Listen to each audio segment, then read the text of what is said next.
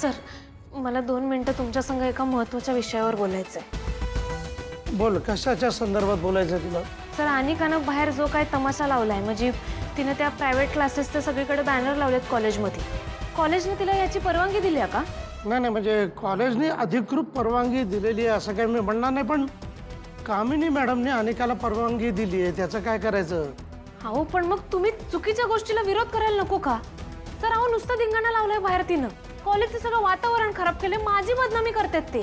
नाही, हे बघ कमळी, तू जर म्हणत असशील ना तर मी ताबडतोब त्यांना थांबायला सांगतो.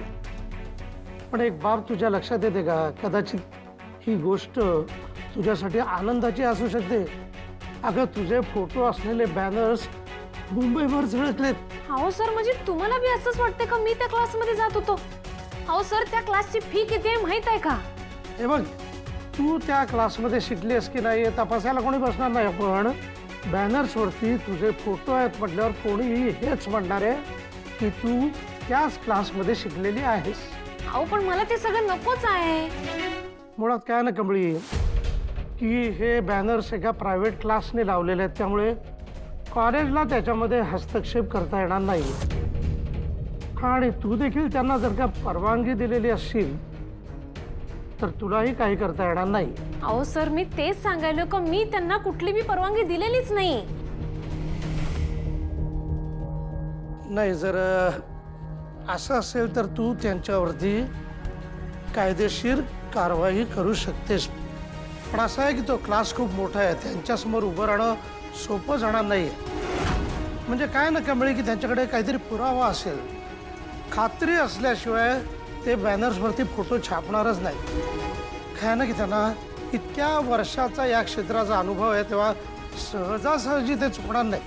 सर, तुम्ही म्हणताय ते बरोबर आहे. खरं त्यासनी तसं वाटत असेल का मी त्यांच्या वाकड्यात जाणार नाही म्हणून. खरं यो त्यांचा सगळ्यात मोठा गैरसमज आहे.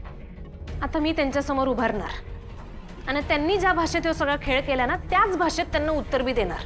नाही, पण मी एक गोष्ट सांगतो तुला कमळी, ही लढाई सोपी नाही आहे.